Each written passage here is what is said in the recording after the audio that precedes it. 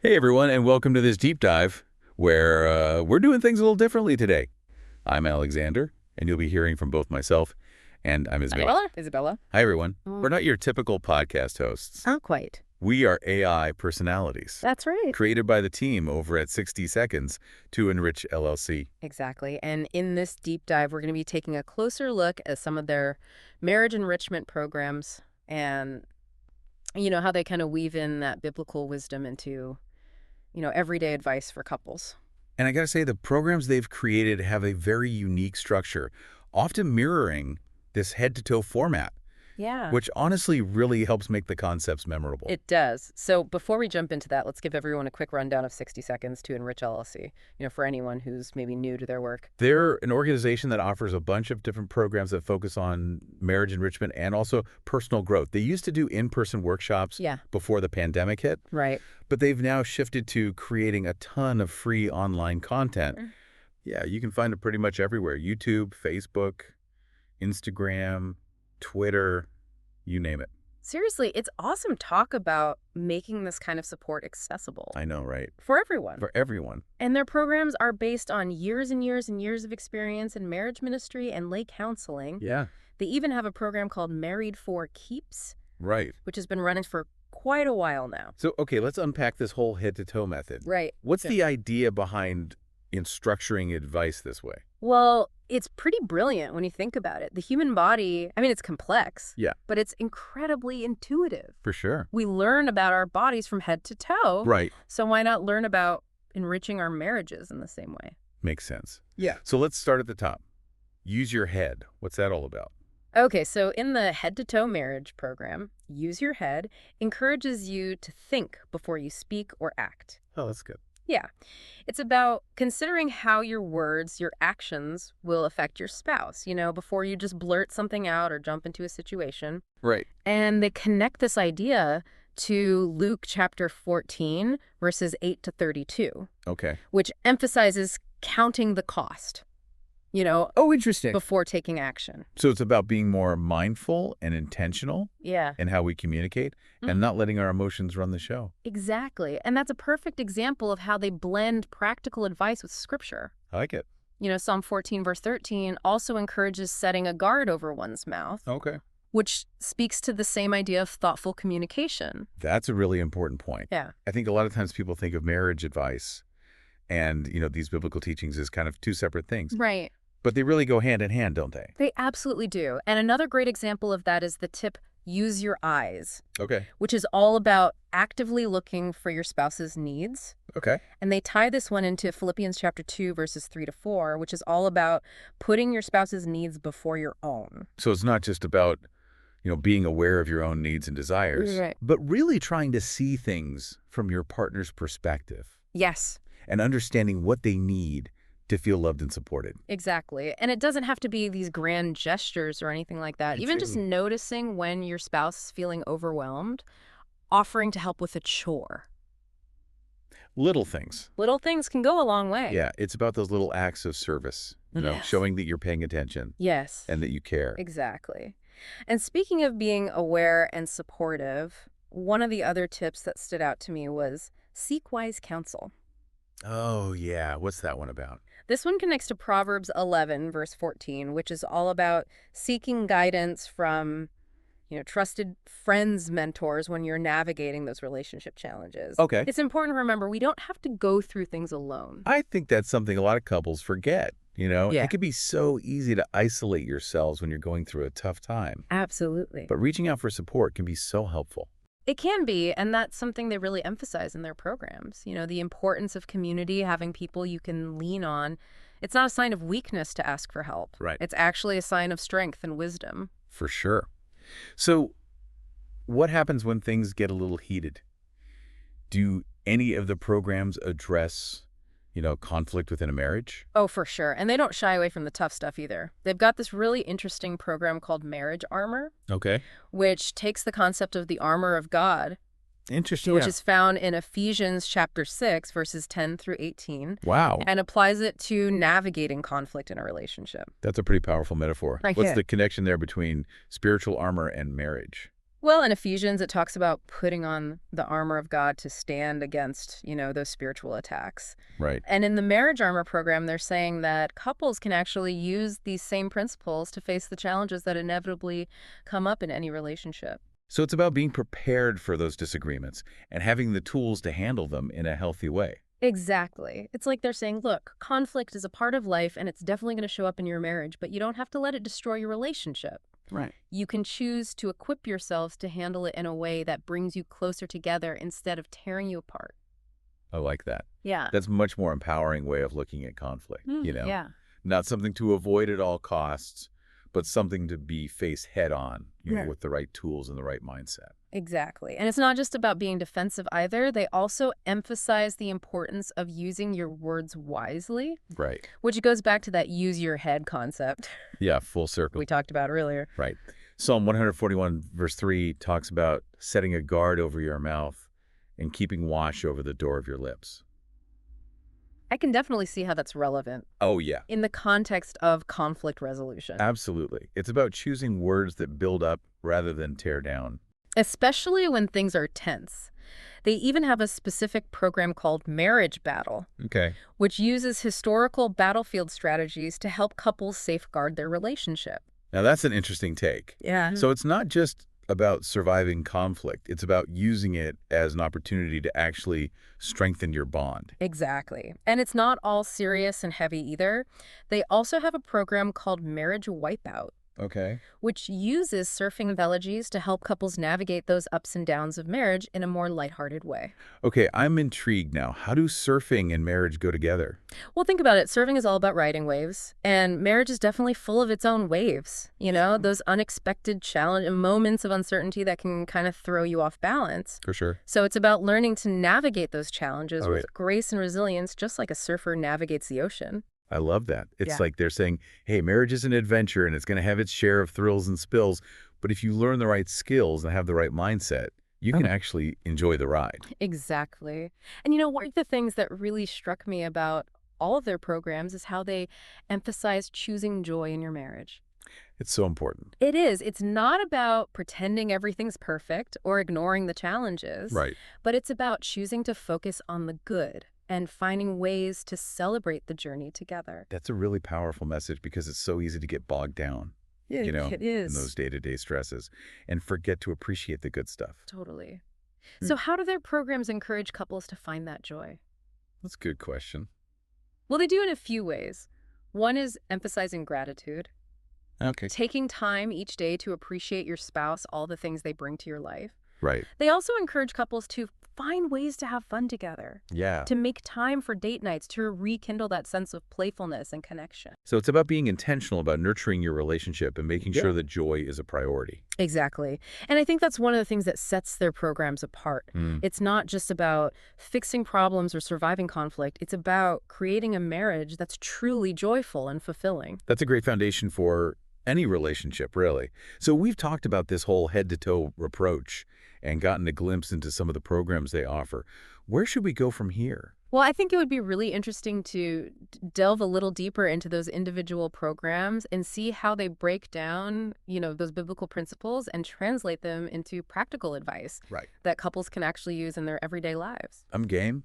Let's start with that marriage armor program. Okay. It seems like there's a lot to unpack there. There is. And I'm curious to see how they connect those different pieces of armor to specific challenges that couples might face. Great idea. That's where we'll pick up in the next part of our deep dive. Stay tuned. Welcome back. Last time we were talking about how the creators of these programs, use that analogy of the armor of God Yeah. from Ephesians chapter 6, verses 10 through 18, Right. as a way to equip couples to face those challenges in their relationship. It's called the marriage armor program. Right. And I'm really curious to dive into the specifics of that. How do they actually connect those different pieces of armor to practical advice for couples? It feels like a big jump from, ancient warfare to modern day relationships. It is a bit of a leap, but I think the way they break it down is actually pretty insightful. They start with the belt of truth Oh. and talk about how honesty and transparency are really the foundation of any strong relationship. That makes sense. If you don't have trust, you don't have anything. Right, exactly. All right. And then they move on to the breastplate of righteousness, which they connect to the idea of guarding your heart and your actions. It's about protecting your marriage from things like infidelity or emotional distance or anything that could really compromise that core commitment. So it's not just about being physically faithful, but also being emotionally present and invested in the relationship. Precisely. And just like a soldier needs sturdy shoes to advance in battle, they talk about having your feet fitted with the readiness that comes from the gospel of peace. Interesting. In a marriage context, this translates to actively pursuing peace and choosing forgiveness over resentment. So it's like being proactive about maintaining harmony rather than waiting for, you know, the conflict to erupt and then trying to put out the fire. Exactly. And of course, no suit of armor is complete without a shield. Right. They connect the shield of faith to trusting in a bigger plan for your marriage even when things get tough. It's that belief that helps you weather those storms and come out stronger on the other side. Yeah, faith can be a powerful force in any relationship, especially when you're facing, really tough challenges. It's like having that anchor Right. that keeps you grounded when everything else feels uncertain. Absolutely. And then there's the helmet of salvation, Right. which they relate to the protection and assurance we have through our faith. Mm-hmm. And finally, the sword of the Spirit, which is the Word of God, is seen as the tool we need to combat those negative thoughts or lies Yeah. that could threaten our marriage. So it's like using those biblical truths to guide your decisions and navigate those tricky situations Yeah, that come up. exactly. And they don't just leave it at that. They actually have a whole other program called Marriage Battle, which delves even deeper into this idea of using strategies from historical battles Wow. to help safeguard a marriage. Okay, now I'm really curious. How do they bridge that gap between, ancient warfare and modern relationships? Well, they talk about things like choosing your battles wisely. Not every little disagreement needs to turn into a full-blown war. That's so true. Sometimes it's better to just let things go, especially if it's not a hill you want to die on. Exactly. And they also talk about the importance of understanding your battlefield, which means knowing your spouse's personality, their strengths, their weaknesses. The more you understand each other, Right. the better equipped you are to handle conflict effectively. It's like knowing the terrain so you can anticipate those obstacles and strategize accordingly. Exactly.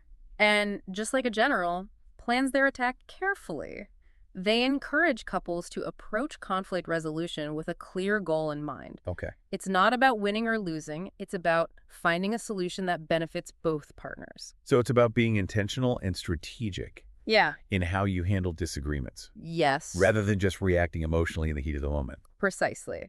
And they even bring in the concept of maintaining a strong defense. In a marriage context, this could mean setting boundaries to protect your relationship from outside influences that could be harmful. So that could be anything from, gossip to unhealthy friendships to even just social media overload. Exactly. And just as a victorious army celebrates its triumphs, they also emphasize celebrating those victories in your marriage, both big and small. It's about recognizing the progress you've made and taking time to appreciate the good times. That's a really important point. It's so easy to focus on the negative or get caught up in that day-to-day grind that we forget to acknowledge those wins. Exactly. And celebrating those wins, whether it's, successfully navigating a difficult conversation or simply enjoying a fun date night together, Yeah.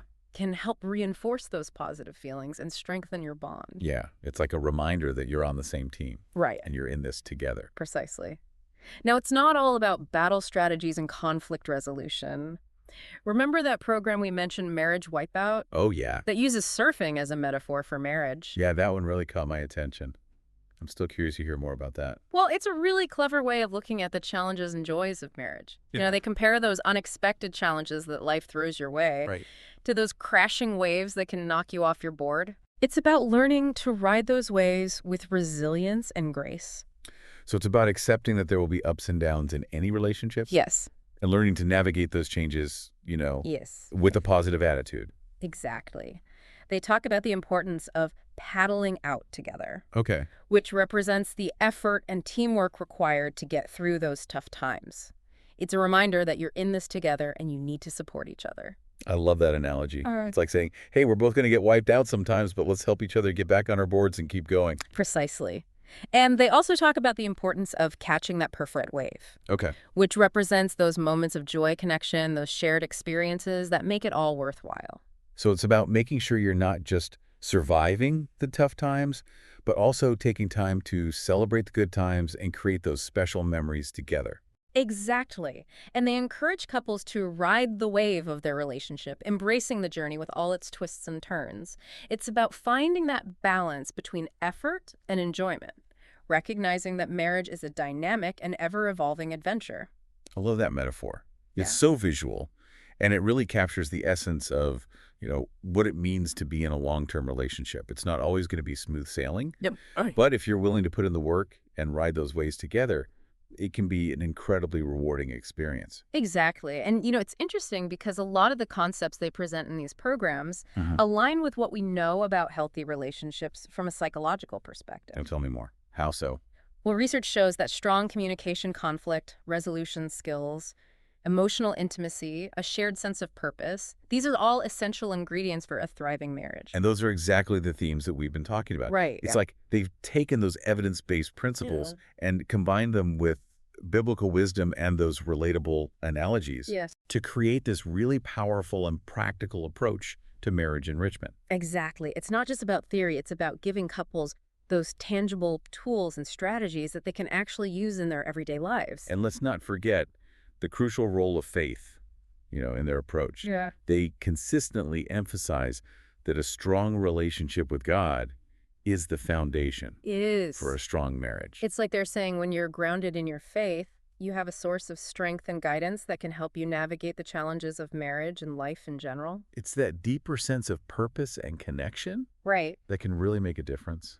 So we've talked about the marriage armor and the marriage battle programs, and even dipped our toes into the surfing analogies of marriage wipeout. Mm.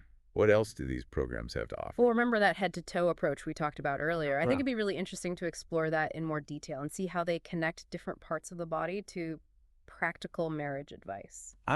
It's such a unique and memorable concept. It is I'm curious to see how it all unfolds. perfect. That's where we'll pick up in the next part of our deep dive. Stay with us.